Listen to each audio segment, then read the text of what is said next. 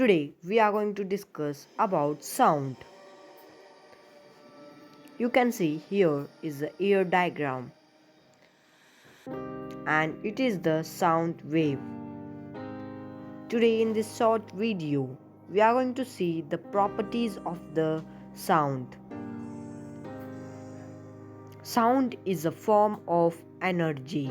Sound requires medium to propagate. Sound is formed by the vibration particles in the medium. SI unit of sound is decibel.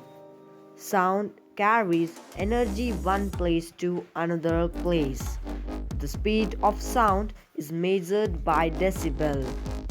The speed of sound in air and solid is 340 meter per second.